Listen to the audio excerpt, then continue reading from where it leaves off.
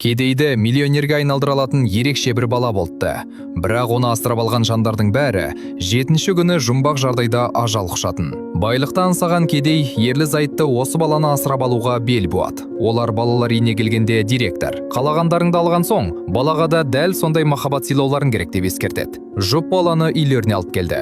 Әйел шыдай алмай, бар жақсысын балаға береді. Сол кеште ақ олар қомақты ақшаға кенелді. Келесі күні отағасы балаға ойыншықтар жиынтығын сатып әпереді. Бірде әйел шаруалармен сыртқа шығып бара жатып, балаға бастырманың астында отыруды, жүгірмеуді тапсырды.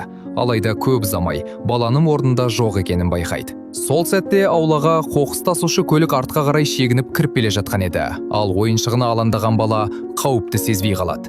Әйел тұра ұмтылып, соңғы сәтте баланы аман алып қалды. Олар құшақтаса кеткенде, ана мен баланың арасындағы байланыс нығая түседі. Бірақ бұл жағдай күйеуіне мүлдем ұнамады. Өйткені ерлі зайыптының жоспары жеткілікті дәрежеде байып алған соң, баланың көзін жою болатын. Ақыры 7-ші күнде жетеді. Баланың арқасында зәулім үйге қол жеткізген еркек сол күні-ақ оны өлтіруді ұсынды.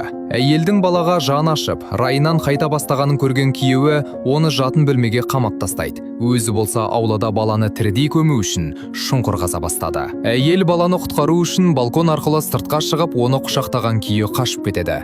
Ол бұл әрекетінің бүкіл отбасын жан түршігерлік қасіретке душар ететінін білмеген еді.